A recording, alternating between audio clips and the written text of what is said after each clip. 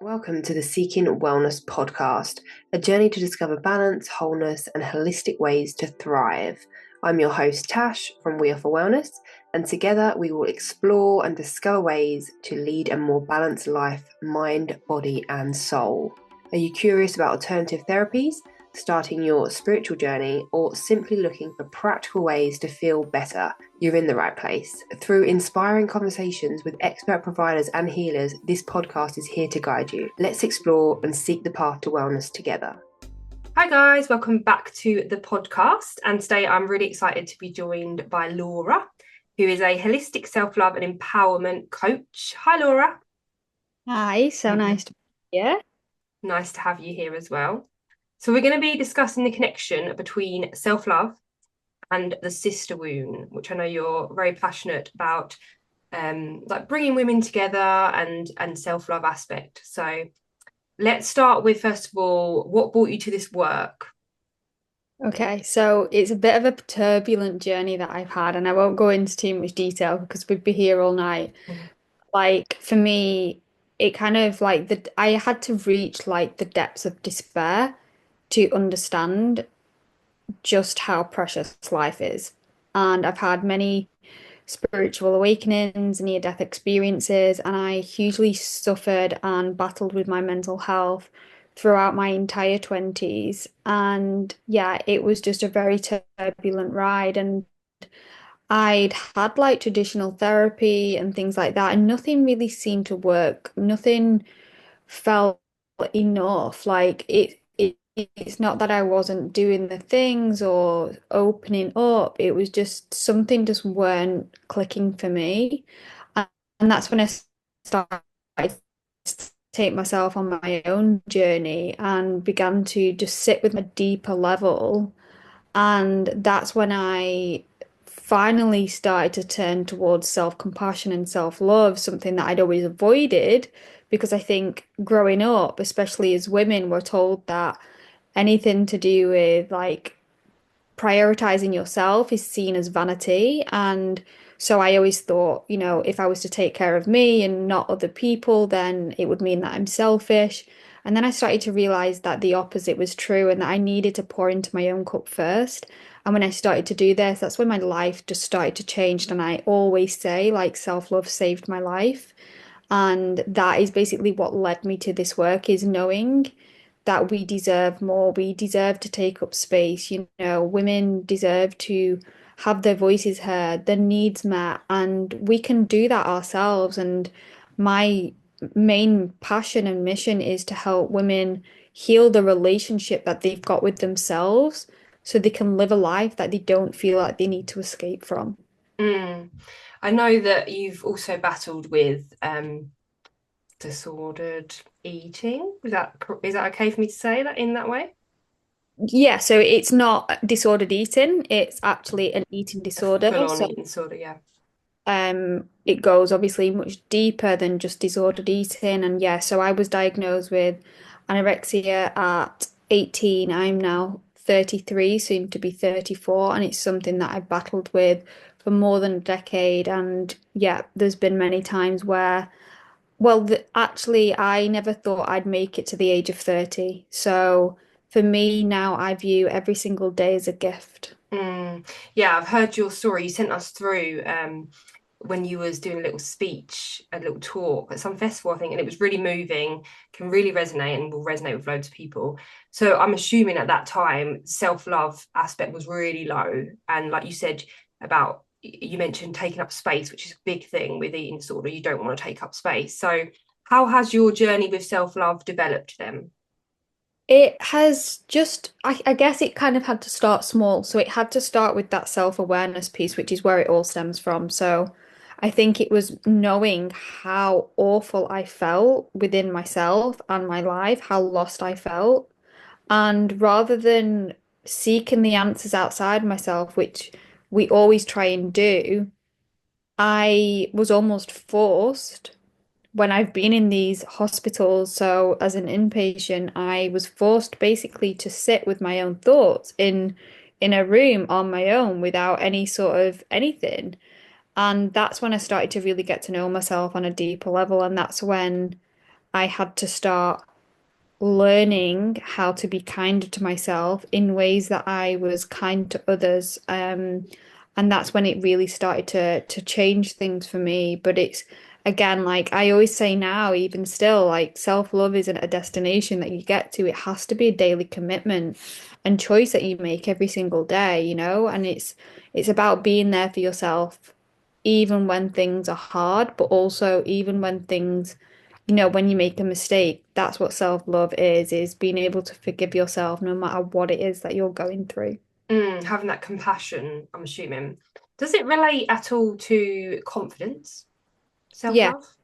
yeah. So self-love is just like I believe it's like the foundation of so many other things on top. So what I always also like to say is everything starts with self. So self-respect, self-awareness, self-belief, self-acceptance, self-confidence, all of these things all stem from that. But the baseline is that self-love piece. I think once you can learn how to love yourself, the other things start to become a little bit easier to strengthen or learn because they're all learn. People are like, I was not born confident. And it's like, well, no one was. It's something that you learn. It's like going to the gym. You're not going to build muscle overnight. And it's the same for confidence. It's a muscle that you've got to strengthen and continue to work on. So, Mm, yeah, confidence absolutely ties in with that because I think if you're able to love who you are, you're also accepting who you are, which enables you to be more confident in who you are. mm. What are the other aspects that it affects in your life if you don't have that self-love then? So you would have lack of confidence, and what else? Your self-worth would be just non-existent. Your relationships would be strained because Mm, you are basically also not respecting yourself.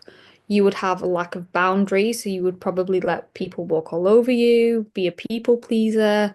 You would just have a very huge inner critic of talking to yourself like somebody you absolutely hate. Your mental health would suffer.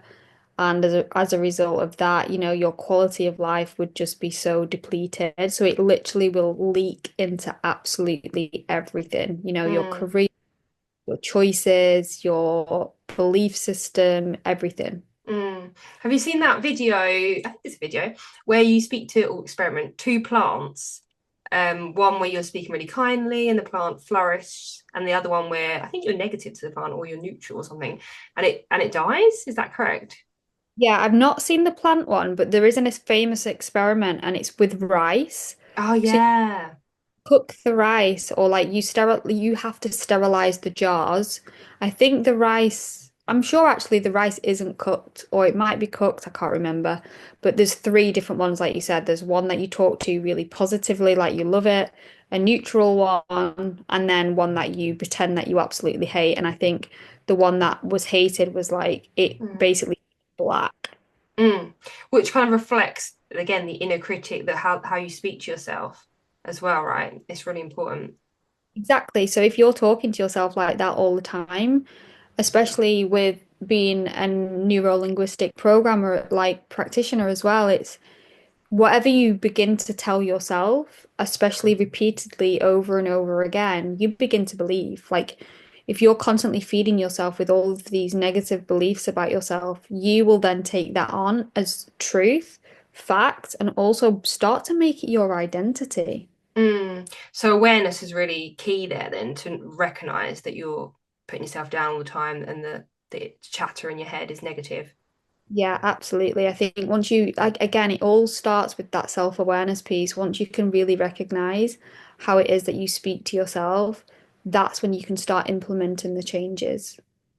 In childhood, how can we bring up a child then that is full of self-love, or what kind of things can we do you think?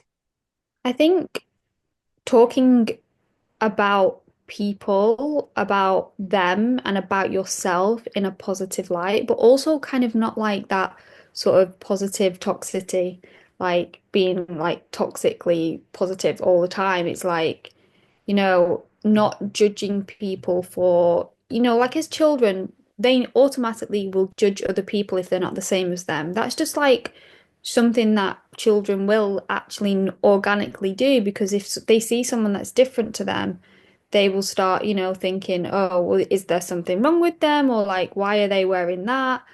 But if we can start to say, well, everyone has, got their own choices, like everyone can look how they want, dress how they want, and it's all okay. Like, I think just allowing a child to be curious and open-minded and also feeding them with more love and more compassion, but also being aware of how you speak to yourself, to them, and to people, and the kinds of conversations that you engage in for sure. But I think what is also really nice is to try and get children to understand the power of gratitude. So being really grateful for the things that you already have in your life rather than the things that you want or feel out of reach. And once I think you practice that gratitude, you start to feel better about yourself as well because you're not constantly trying to think everything outside of yourself is what you need to have and you don't have, and then you feel rubbish. It's like what I already have is enough. Who Mm, I am. yeah, I love that starting from a young age because then that's got me thinking, oh, my toddler's only 2, but I could start saying to her, like, I don't know, what are you grateful for today? Or what was the best parts of your day? Just the positive things. That would be a really nice practice to implement. And the part where you said about speaking, how you speak and be really conscious, that's really, really key. So I went through like a disordered eating journey as well myself and lost my period. And now I just have a massive thing about the word fat. Like I don't want to ever say it. I don't want to hear other people talk about it. I hate that. Even the word skinny, I hate that as well. So yeah, just how you speak about yourself, how you speak about others on TV, etc. They're absorbing it all, aren't they? So you have to be Yeah. really, really careful. Even the word diet, like I met with another mum the other day and said, "Oh, I'm on a diet," and I'm just like, "Oh, I hate that." And your child is hearing you say that. I just hate it. Yeah, I completely agree. And one thing, so I used to be a barista at one point, and I absolutely hated it when people would, and it's just one of those things, and you kind of don't really think anything of it. But for me, it really hit. So like people would say like, "Oh, can you use skinny milk?" And it's like, well, what does that actually even mean? How can you, if you think about it logically, like how can you get skinny milk? Like, Mm, or like, can I have a skinny latte? Like, and I know what it means, of course, but it's just like that. I just feel like we can change our language around stuff like that for sure. mm, You yeah, know?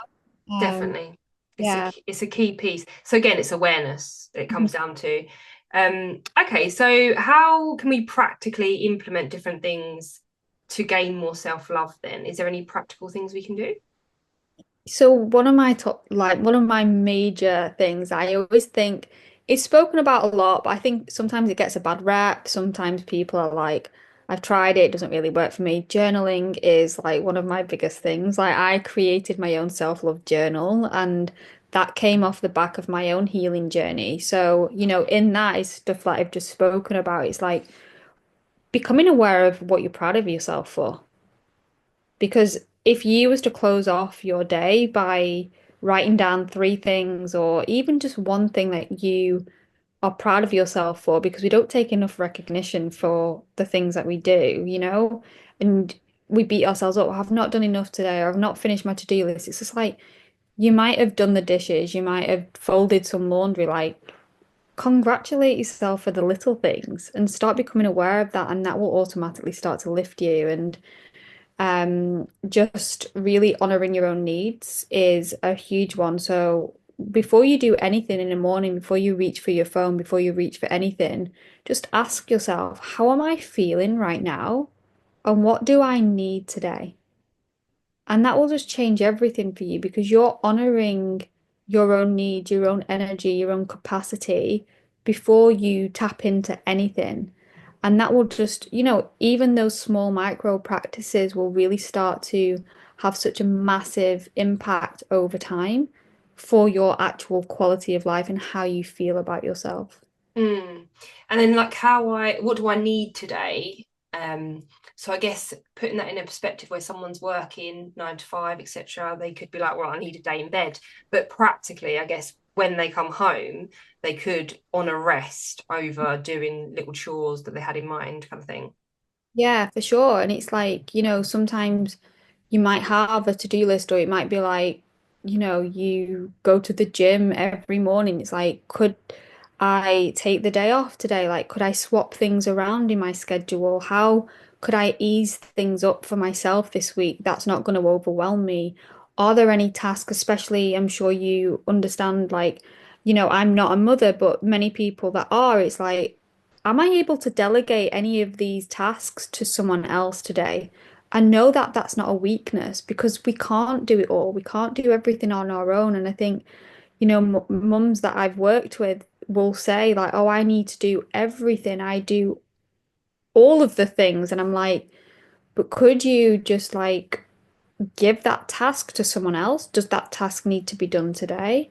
And also, one big tip like you do for appointments, whether it's a hairdresser, a dentist, or whatever, schedule in time in your calendar for yourself, even if it's just 10 minutes, because you're more likely to do it because it's in the calendar, like you've set a date. And if somebody asks you if you're free at that time, you don't have to explain why, but to say, I'm not free, because you've Mm, got to yourself to do whatever it is that you love, or you're just going to take literally 10 minutes to have a cup of tea break and just sit with nothing and just relax.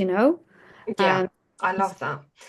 Yeah, every time I do an episode and have a little chat with someone, I'm always like, oh, I take away things. I'm like, oh, I need to do that. I need to implement that, which I actually need to implement. And I did used to do that a while ago. I used to do breath work. I'm a breath work practitioner, and I used to schedule in when I did breath work every single week.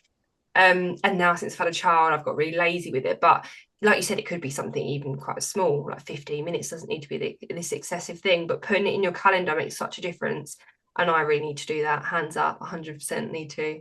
And I'll hold my hands up as well. Like, I'm guilty for also not doing this often enough either. So, for sure, I also am a breathwork practitioner, and I've noticed, especially over the colder months, I've really fallen a little bit into a black hole because I do suffer hugely from SAD, and I've fallen out of all of the practices that I love, like aerial yoga and meditation and breath work, and I just kind of have retreated very much. So I think it's also a reminder for me because I'm, human as well, and I don't have it perfect all the time. I think that's important to know that wherever you're at right now, don't think that other people, have hit like this destination. Everyone is on their own journey, and it's just something that you've got to keep choosing and coming back to. Mm. But that also reminds me that we're clinical beings, especially as females, right? So when it is the colder months, retreating in a little bit more maybe seems a little bit natural, right? Yeah, and I would say honor that, which is why I have, and I haven't beat myself up for it. Because a lot of people are like, just push through. I'm gonna grind, Mm, make sure I smash out the gym every day. And it's just like, if your body is telling you otherwise, if your body is wanting to rest, if your body is wanting to hibernate in bed, listen. mm, Good reason for it. And then what happens is when they don't listen, they do push through, they end up ill, they end up with the flu, they are burnt out, they feel stressed, they start being reactive towards their partner, and all of these different things, but they don't understand why. And it's simply because you haven't taken time for you. yeah. And it ripples into your menstrual cycle as well, right? PMS, etc., light periods, infrequent periods. Okay. So what is like one misconception then of self-love?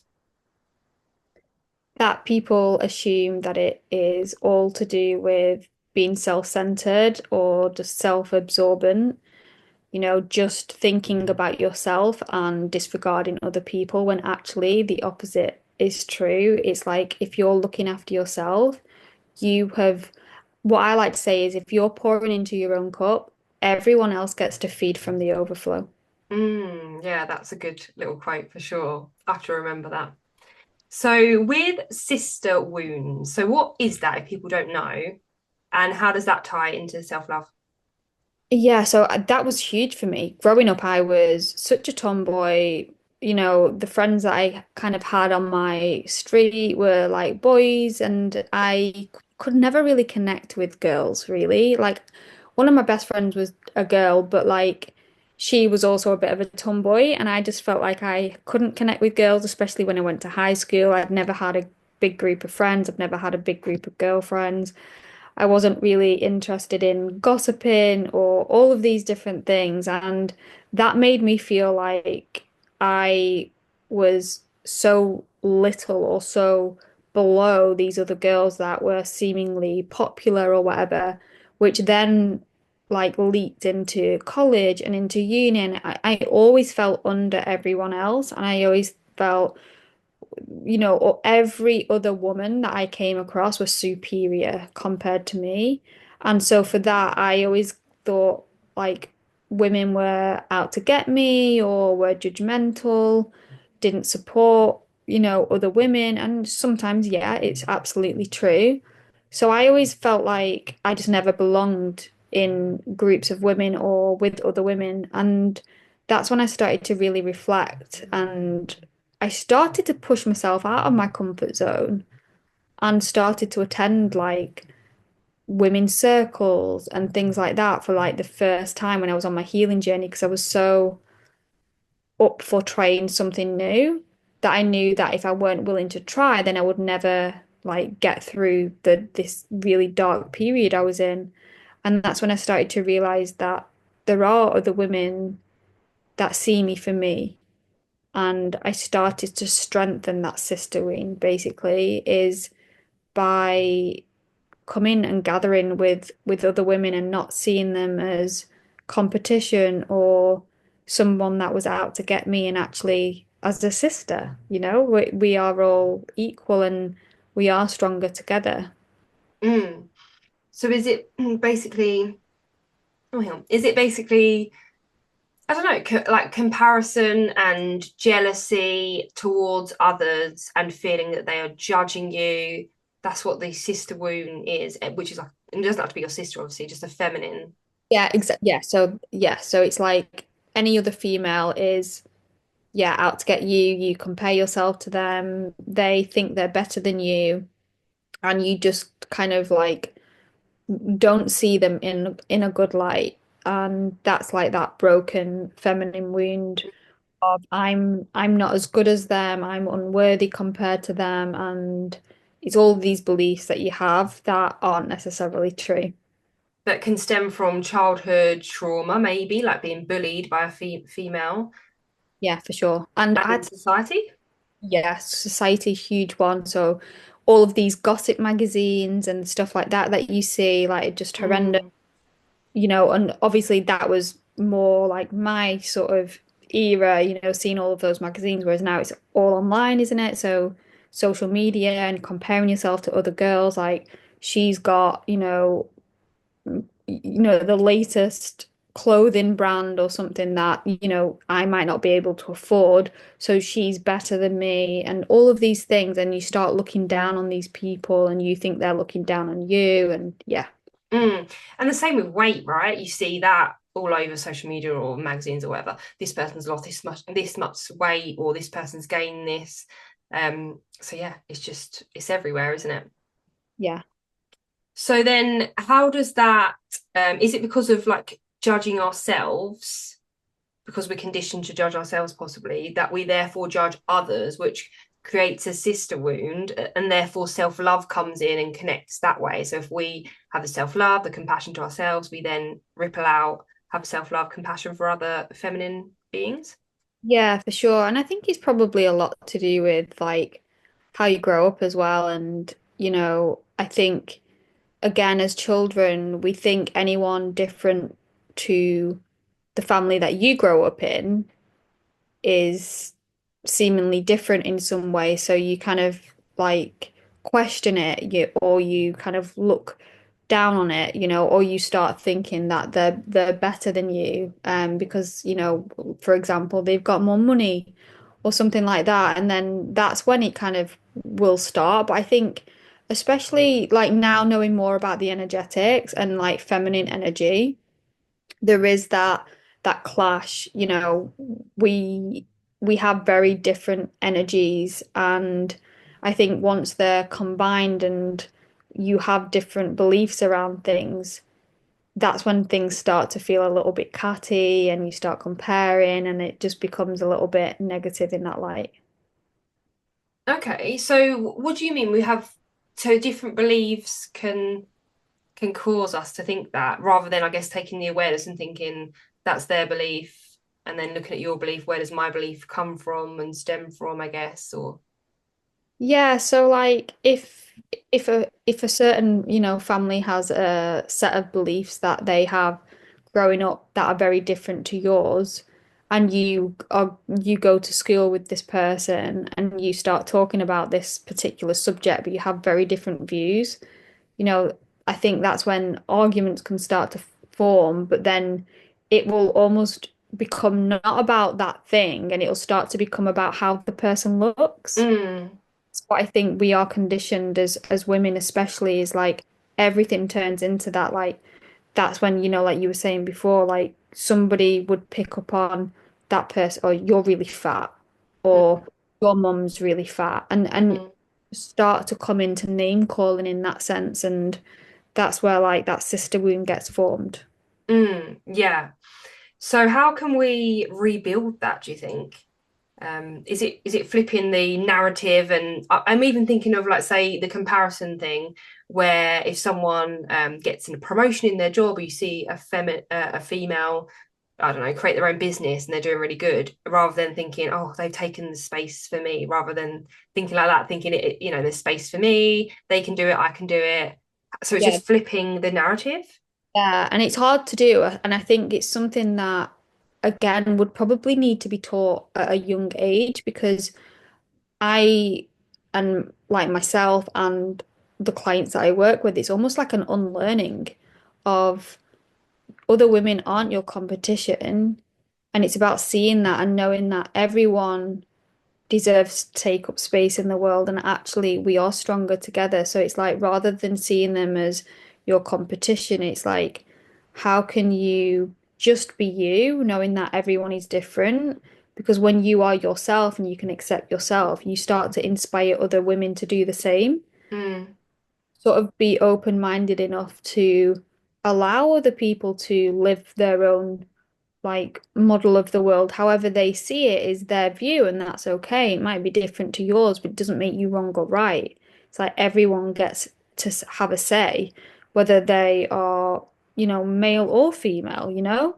And I think once we can come to that understanding that there isn't necessarily a wrong or right, and actually they're not my competition, but we can grow and thrive together if we're willing to do that. mm. And it really does connect with self-love by the sounds of it. And if you judge yourself in any way, shape, or form, then you think other people are judging you. And it has that ripple effect, right? So it really does come down to that appreciation and compassion to Yeah. yourself. Because it's like I, once had a client that she, I think she was so, um, she had such lack of self-esteem. Let's say if she was out and about and somebody was laughing, she'd automatically assume that they were laughing at her. Hmm. It's like they was probably not laughing at you at all. They probably never even recognize you, but that's because of her own beliefs about herself, not though that theirs. So it's Mm, actually got nothing to do with the external and everything to do with what's going on for you. So I think once you learn to love yourself, you won't even pick up on the fact that you think someone else is judging you because you won't care. yeah. Do you think that you can have self-love and want to change parts of yourself? Yeah, absolutely. I think it's kind of natural, but I would definitely say you are less likely would like to change something about yourself because you accept yourself Mm, all that you are, like flaws and all. Like if you want to call anything to do with yourself a flaw, which I don't, necessarily agree with because we are who we are and everyone is uniquely beautiful just as they are. And I think we were born a bundle of love. So what takes that away from us is external sources. So if you can start to come back to, I already am love, like self-love is my birthright.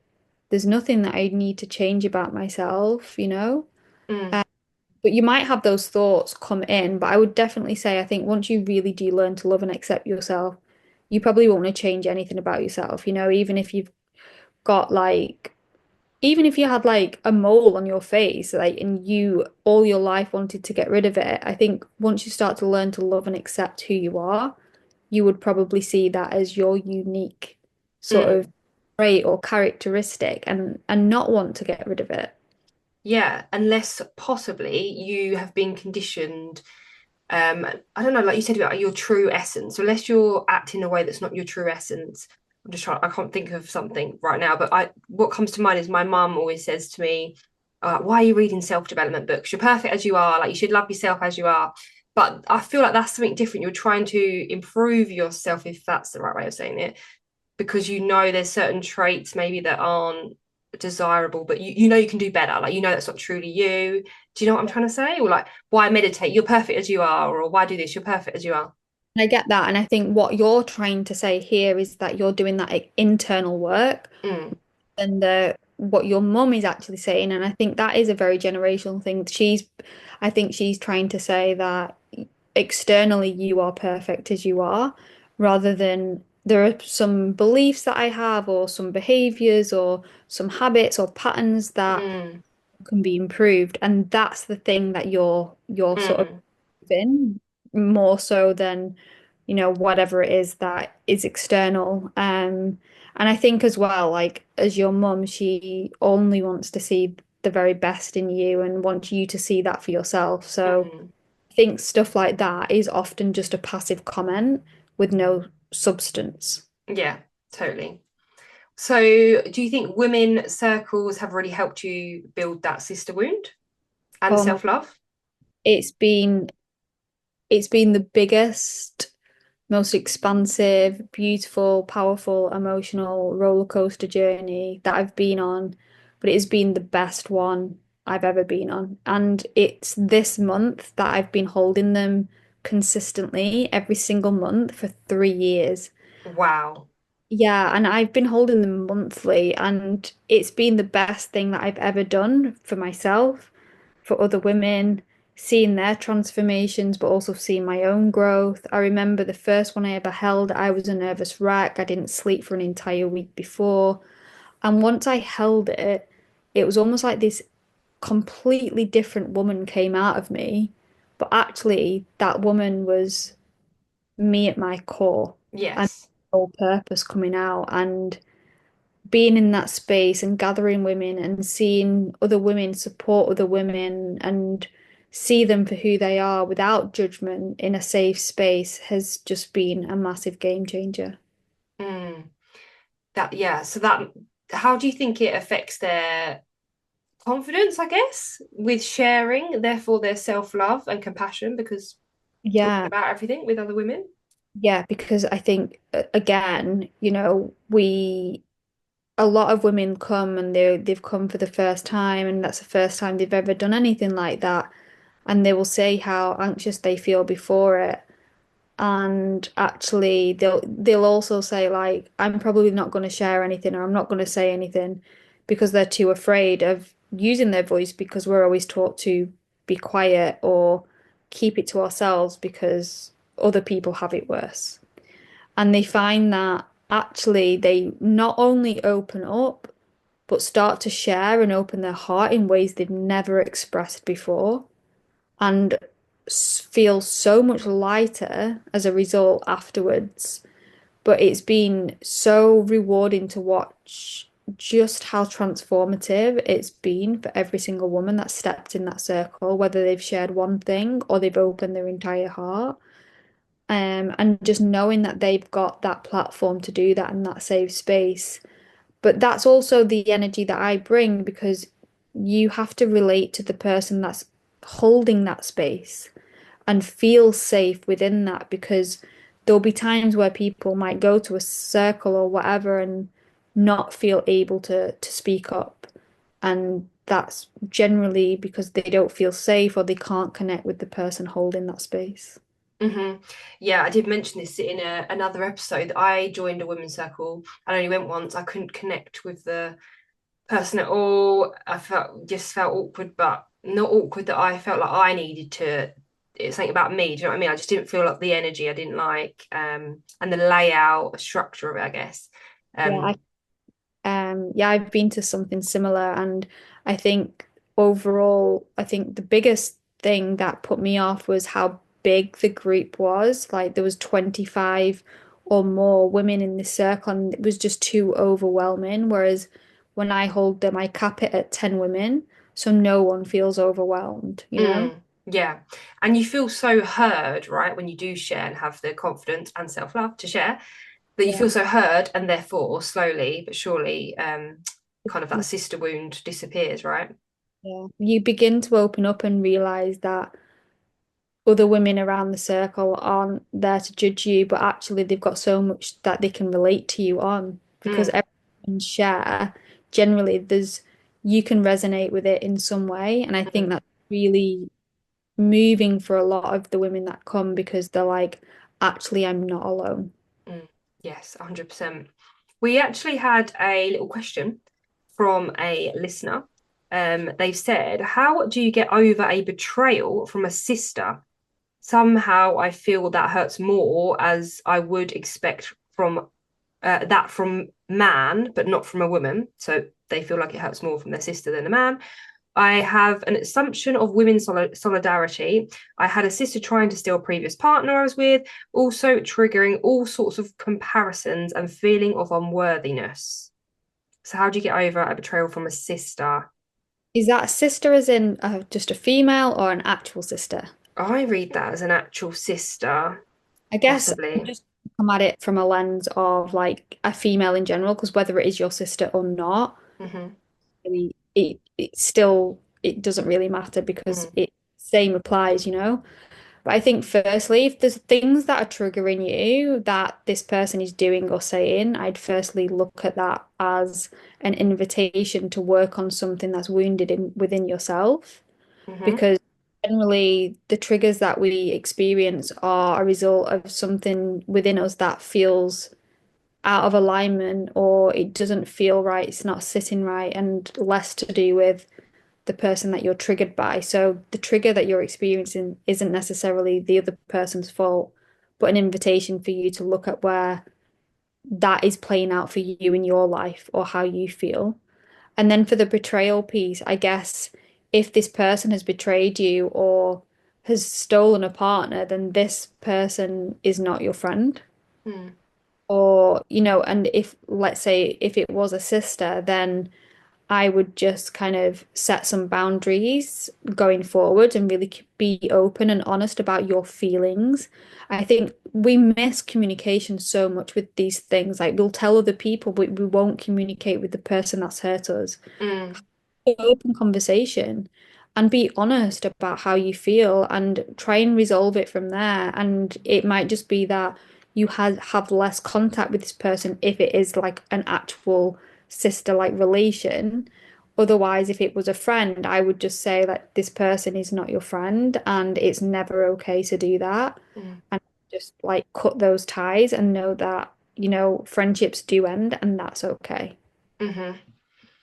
So, are you able to share a journal prompt or a question or a homework task at all that comes to mind, so listeners can kind of pause and reflect and deepen their wellness journey with what we've spoken about today? Yeah, I would say, and this is probably like such a obvious and sort of cliche thing, but very rare that I bet anyone has ever done it, is to take some time to consider three things that you love about yourself. And it doesn't have to, it can be everything. It can be how you look, it could be your characteristics, it could be personality, it could be the way you do certain things, but also write down why it is that you love this thing about yourself.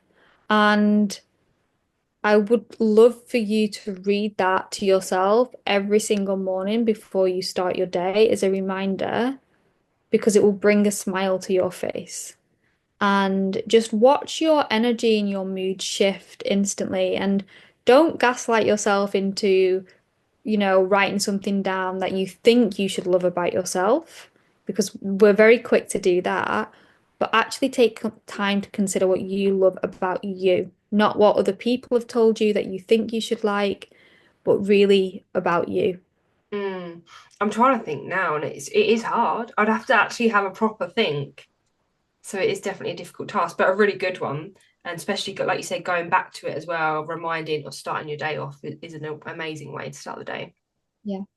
So thank you so much for sharing all your knowledge and having a little chat with me today. I've loved it. Thank you so And you can find Laura as well and her offerings and women's circles on We Offer Wellness. But yeah, thank you so much. Really enjoyed it, Laura. Thank you so much for tuning in to today's episode. Visit weofferwellness.co.uk to find lots of wellness experiences along with more resources to help you on your wellness journey.